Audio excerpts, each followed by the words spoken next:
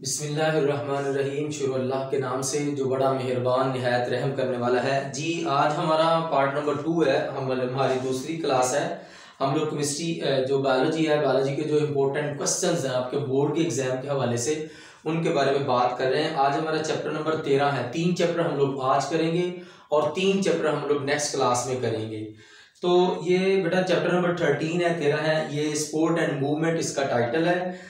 इसमें जो है ना, ये पेज नंबर 68 पे क्वेश्चन दिया हुआ है। वो कहते हैं जी लोकोमोशन से क्या मुराद है। वो आपसे इस तरह से पूछता है क्वेश्चन। तो ये जो है ना, आपने क्वेश्चन एक ध्यान से करना है। मूवमेंट हरकत एक अमूमी इस्तिलाह है जिसका मतलब पूरे जिस्म या इसके हिस्सों का अपनी जगह या पोजीशन का तब्दील करना, जिस्म के हिस्सों की हरकत और नकल मकानी। लोकोमोशन से मुराद ये पूछता है, वो लोकोमोशन की तारीफ करें या आपने करना है। उसके बाद बेटा पेज नंबर 69 पे आपने ढांचे से क्या मुराद है, इसका किरदार बयान करें। किरदार बयान करें, इसकी अहमियत बयान करें, इसके काम बयान करें। तो आपने ढांचे की तारीफ करनी है और उसके बाद जो है ना, इसका किरदार में आपने 3 लफ्ज लिखने हैं। एक आपने लिखना है जी हिफाजत, सहारा और हरकत देता है। ये 3 की वर्ड है और इसके साथ आप एक एक पॉइंट लिख देंगे, इधर लिखा हुआ है। और उसके बाद बेटा जो अगला क्वेश्चन इंपॉर्टेंट है वो आपसे पूछेंगे एक्सोस्केलेटन और एंडोस्केलेटन में फर्क बयान करें। Differentiate between exoskeleton and endoskeleton. ये आपने ध्यान से करना है। एक्सोस्केलेटन और एंडोस्केलेटन। एंडोस्केलेटन एक्सोस्केलेटन इन्होंने बॉक्स में दिया हुआ है। साथ कुछ इनवर्टिब्रेट्स का स्केलेटन जिस्म के बैरूनी तरफ होता है। ऐसा स्केलेटन, ऐसा ढांचा जो जिस्म के बैरूनी तरफ होता है उसको एक्सोस्केलेटन कहते हैं। एंडोस्केलेटन जो जिस्म के इनसाइड होता है, मिसाल के तौर पर जो इंसान है, इंसानों में एंडोस्केलेटन है। उसके बाद बेटा बोन और कार्टिलेज, ये बहुत इंपॉर्टेंट है। ये मैंने फर्क लिख दिया, आप लोग ये नोट कर लें। बोन और कार्टिलेज में क्या फर्क है। यहाँ पे सिर्फ अभी जो है मैं आपको इंपॉर्टेंट क्वेश्चन बता रहा हूँ, आप खुद ही लिख लेंगे इसका फर्क। मैं पहला आपको बता देता हूँ। जिसम में सबसे सख्त कनेक्टिव टिश्यू हड्डी है कार्टिलेज। एक नीली वाली सफेद कनेक्टिव टिश्यू है लेकिन हड्डी निस्बत कमजोर होता है। बोन के सेल्स को ऑस्टियोसाइट कहते हैं, कार्टिलेज के सेल्स को कॉन्ड्रोसाइट्स कहते हैं। 4 नंबर का फर्क भी ये आता है, 2 नंबर का तो आता है ना। तो आप लोग ध्यान से ये याद कर लें। और अगला जो क्वेश्चन है बेटा वो पूछेगा कॉन्ड्रोसाइट और ऑस्टियोसाइट की तारीफ करें। ये जो ऑस्टियोसाइट है ये पेज नंबर 71 पे बोन वाले हड्डी वाले पोर्शन में दिया हुआ है। ऑस्टियोसाइट से क्या मुराद है, तो आपने ये ध्यान से करना है, ठीक है। अच्छा जी, उसके बाद बेटा कुल ये जो कार्टिलेज की 3 अकसाम है ये आपने बताना है। हेलाइन कार्टिलेज, इलास्टिक और फाइब्रस कार्टिलेज। आपने इसको याद रखना है HEF के नाम से आपने इसको याद रखना है। हेलाइन कार्टिलेज, इलास्टिक कार्टिलेज और फाइब्रस कार्टिलेज। ये जो है ना, छोटा सा मैंने आपको टोटका बता दिया। ये लॉन्ग क्वेश्चन भी बाज़ दफा आ जाता है, एक दफा आया, ज्यादा दफा नहीं आया। उसके बाद ही हड्डी के बारे में आपने बताना है। ये फर्क 3-4 है, वही आपने बताना है। और हड्डी की 2 तहें होती हैं, कंपैक्ट बोन और स्पॉन्जी बोन। ये आपने लिखना है। ये फर्क अगर आ जाए तो आप लिखेंगे और डायग्राम बेटा जरूर बनाएंगे। डायग्राम के बगैर आपकी बायोलॉजी इनकम्प्लीट है। वो आपसे पूछे ना पूछे आपको डायग्राम ड्रॉ करनी है, ठीक है। अच्छा जी, उसके बाद ये आप लोग आ जाए इंसान के स्केलेटन के हिस्से। एक्सियल स्केलेटन है और उसके बाद एपेंडिकुलर स्केलेटन है। इसमें बेटा ज्यादातर एमसीक्यूज पूछता है कि कितने जो है ना वो हड्डियों की तादाद पूछ रहे थे। खोपड़ी में कितनी हड्डियां होती हैं, 22 हड्डियां होती हैं, तो ये आपने बताना है। उसके बाद पेज नंबर 73 पे आ जाए। 73 पे दिया हुआ रान की बोन हमारे जिस्म की सबसे बड़ी बोन है। ये एमसीक्यूज भी आता है। और सबसे जो छोटी बोन है वो स्टेपिस है।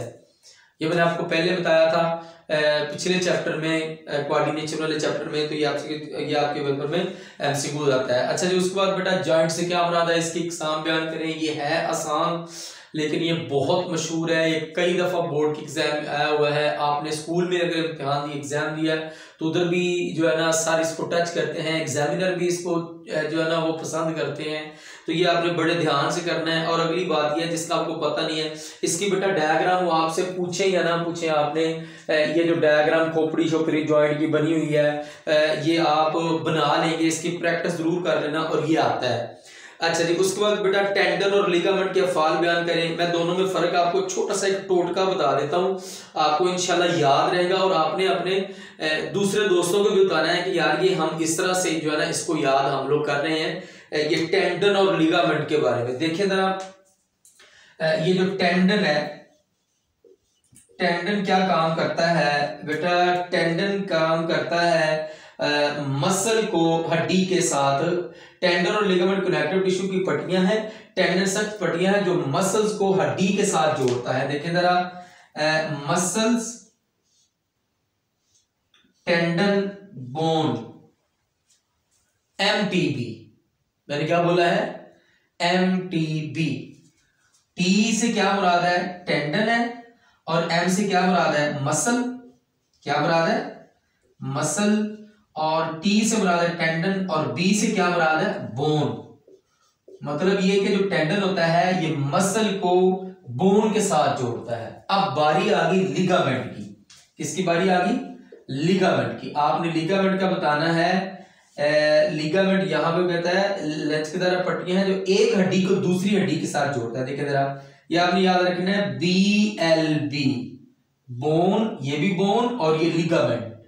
तो लिगामेंट क्या करता है? एक हड्डी को दूसरी हड्डी के साथ जोड़ता है। ये मैं लिख रहा हूं इधर बोन, आपको अच्छी तरह से पता चल जाएगा।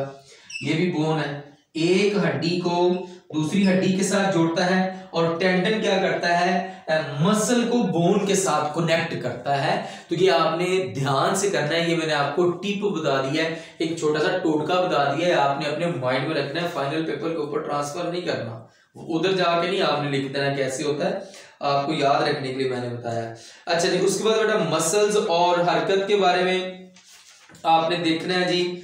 यहाँ पे ये वो पूछता है जी ओरिजिन और इंसर्शन से क्या मुराद है। फिर वो पूछेगा बाइसेप, और ये पूछेगा आपसे एंटागोनिस्ट से क्या मुराद है। एंटागोनिज्म कहते हैं, किसे कहते हैं? फ्लेक्सर और फ्लेक्शन की तारीफ करें। या वो पूछेगा एक्सटेंसर और एक्सटेंशन की तारीफ करें। ठीक है, और उसके बाद पूछेगा बाइसेप और ट्राइस, ये ज्यादा ये पूछता है वो, बाइसेप मसल और ट्राइसेप मसल से क्या मुराद है। और इनको बाइसेप इसलिए कहते हैं क्योंकि वो मसल के 2 बैंड होते हैं, ट्राइसेप मसल के 3 बैंड होते हैं। उसके बाद बेटा स्केलेटल सिस्टम के बराज, ये बहुत इंपॉर्टेंट है। अब इस चैप्टर में जो इंपॉर्टेंट बात है ना वो मैं 1 मिनट आपको बताता हूँ। पहले ये देखें जरा, आर्थराइटिस से क्या मुराद है, इसकी एग्जाम बयान करें। ये जो है ना लॉन्ग क्वेश्चन भी दे देता है। अब इस चैप्टर में इंपॉर्टेंट बात ये है कि एग्जामिनर करता क्या है कि जॉइंट से क्या मुराद है, जॉइंट से क्या, जोड़ से क्या मुराद है, इसकी एग्जाम बयान करें। ये क्वेश्चन लॉन्ग दे देता है। इधर से हटेगा तो ये आर्थराइटिस वाला दे देगा, या आर्थराइटिस से क्या मुराद है, इसकी एग्जाम बयान करें। तो ये भी एक लॉन्ग क्वेश्चन बन जाता है। इधर से हटेंगे तो वो दे देंगे जी कार्टिलेज से क्या मुराद है, इसकी एग्जाम बयान करें।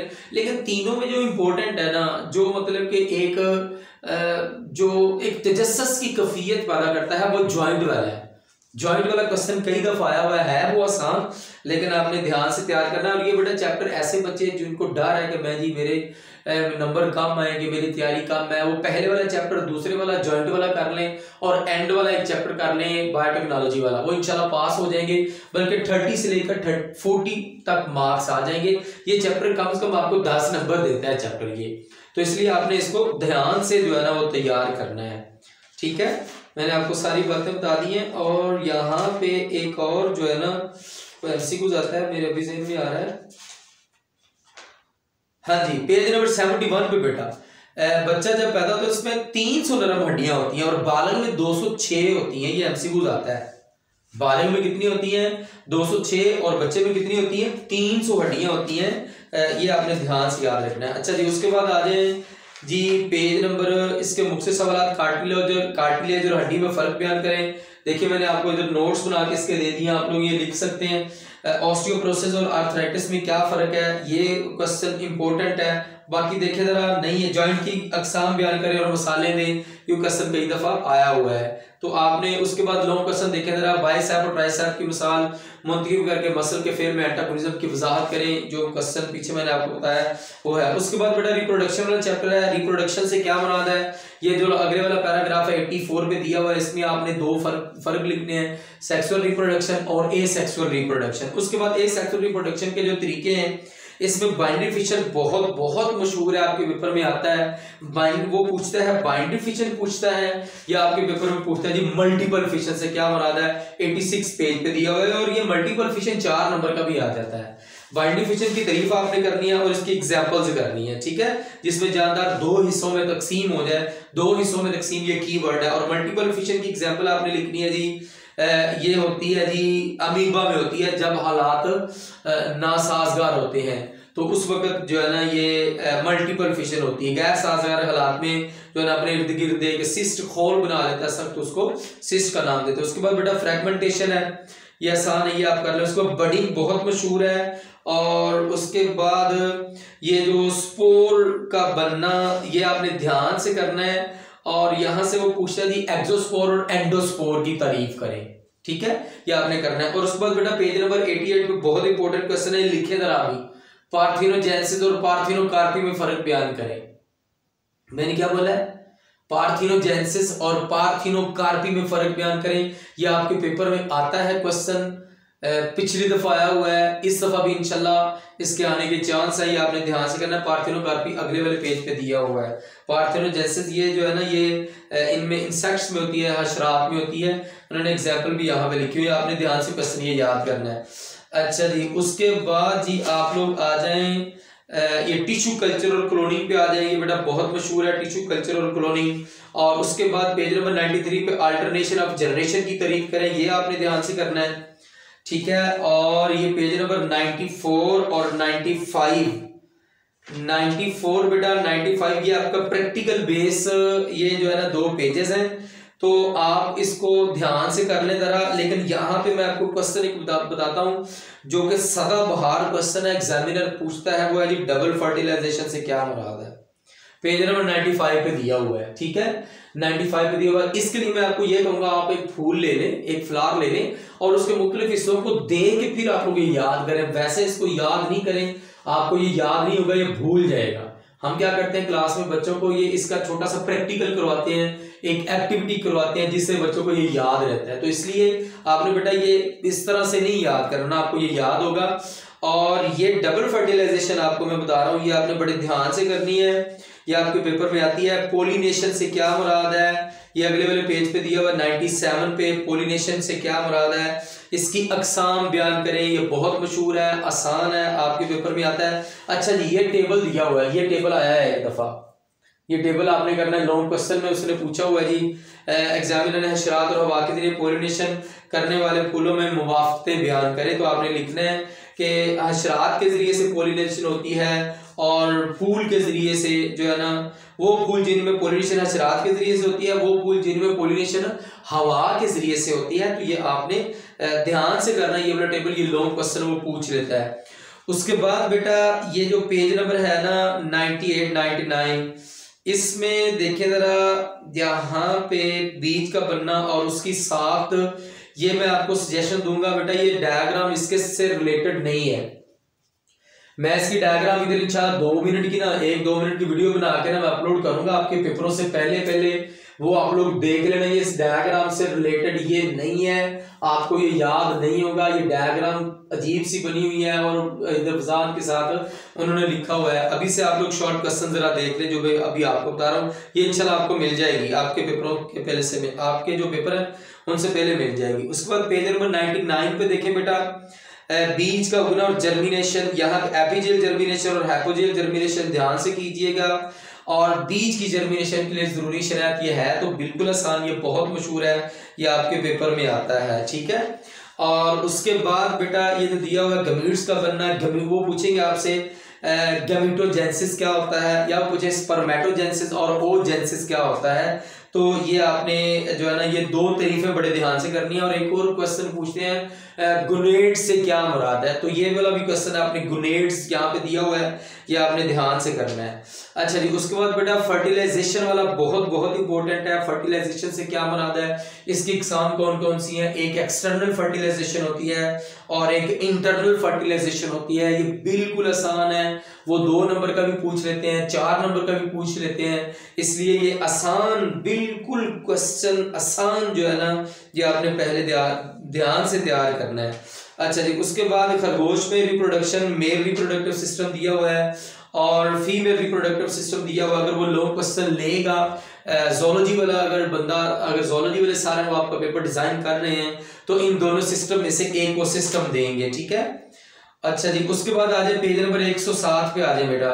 यहाँ पे उन्होंने दिया हुआ एड्स के बारे में आपको पता होना चाहिए, आपके पेपर में आता है ये किसका मुखफ़फ़ है और किस जो है ना वायरस की वजह से होती है। HIV वायरस जो है ना ये इसकी वजह बनता है, वाइट ब्लड सेल्स को तबाह करता है जिससे इन्फेक्शन के खिलाफ मुदाफ़त खत्म हो जाती है। और उसके बाद बेटा कि यहाँ पे एक आपको लफ्ज बता रहा हूँ, आपने ये रखना है STD, आगे छोटा सा S लिखा होता है। STDS से क्या मुराद है ये आपने ध्यान से याद करना है, ठीक है। अच्छा जी, अब आ जाए बेटा ये नेक्स्ट जो चैप्टर है आपका, देखिए क्वेश्चन नंबर 7 जरा देखिए। फहमो दराक में स्पर्मेटोजेनेसिस के अमाल बयान करें और बीजों के उगने के लिए लाजमी शराइत क्या हैं, ये आप लोग ध्यान से तैयार करेंगे, ठीक है। उसके बाद बेटा विरासत वाला आ जाए, ये जो इनहेरिटेंस वाला है। सबसे पहले आपने बताना जी ट्रेड से क्या मुराद है। इससे पहले आपको पता होना चाहिए कि जीन्स क्या होता है, the structural and the function unit of the inheritance, the basic unit of the inheritance is called the gene. Gene की तारीफ आपने बतानी है, ट्रेड के बारे में बताना है आपने। और उसके बाद क्रोमोसोम और जीन में आपने बताना है होमोलोगस क्रोमोसोम कौन से होते हैं। और उसके बाद बेटा क्रोमोसोम की कीमियाई साख्त, इतना वो पूछ के जान चढ़वा लेता है, ये लॉन्ग क्वेश्चन भी आता है, लेकिन ज्यादातर वो पूछते थे न्यूक्लियोसोम से क्या मुराद है। क्या पूछेगा, न्यूक्लियोसोम्स से क्या मुराद है, तो ये आपने तारीफ करनी है। क्रोमोसोम का DNA किस तरह से काम करता है बेटा, ये मैं भी आपको बताता हूँ। ये जरा देख लें, Watson and Crick model of DNA, ये बायोकेमिस्ट्री में भी दिया हुआ है और इधर भी दिया हुआ है, तो ये आपने वो याद किया वो ठीक है, ये कर लें, ये भी ठीक है। इसके वीडियो नोट्स बना के आप देख लें, बिल्कुल आसान, मैंने 6 से 7 पॉइंट बना के अपलोड किए हुए हैं, आप उनको देख लें तो आपकी सारी की सारी टेंशन और डायग्राम वाली सारी की सारी टेंशन आपकी खत्म हो जाएगी और आप इंशाल्लाह अपने आप को इजी फील करेंगे, आप कहेंगे कि मुझे ये आता है।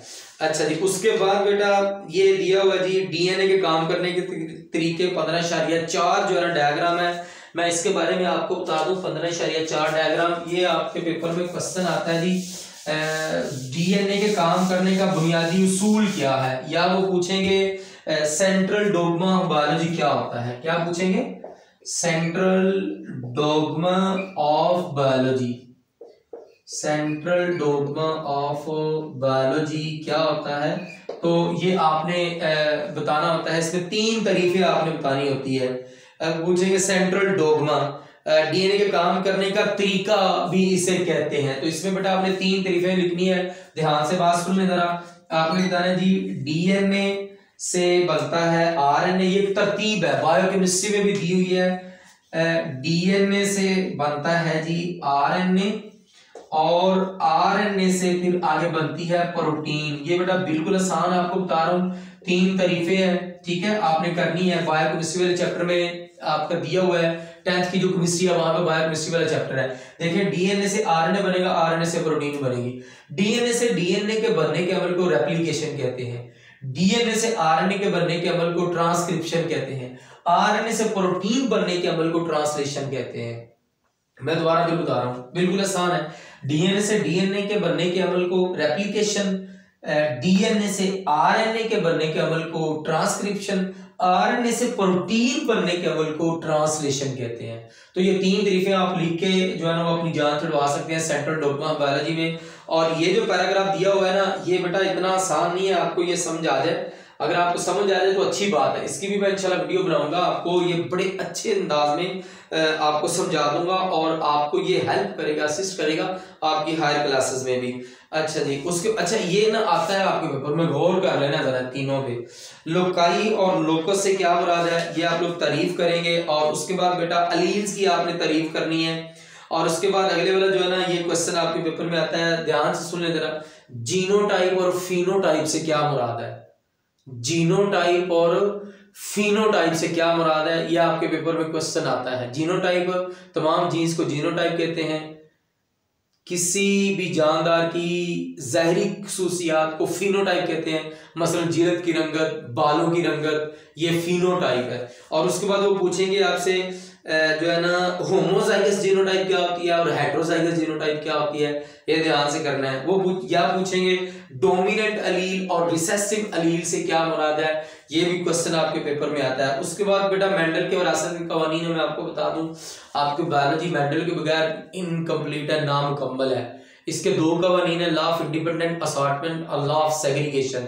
तो आपको मेंडल साहब 2 या 4 नंबर 6 नंबर आपको दे जाते हैं, ये पोर्शन आपने ध्यान से करना है। या तो ये पूछते हैं जी मेंडल कौन थे, उन्होंने बायोलॉजी में कौन सी खिदमत सर अंजाम दी हैं, आपने बताया जी इन्होंने मटर के पौधे पे तजर्बात किया, एमसीक्यू आता है, मटर के पौधे पे तजर्बात किए हैं, ठीक है, और 2 कवानीन दिए हैं, और मटर के पौधे का क्यों इंतखाब किया, ये यहाँ पे उन्होंने 4 खसूसियात दी हुई हैं, आपने बतानी है।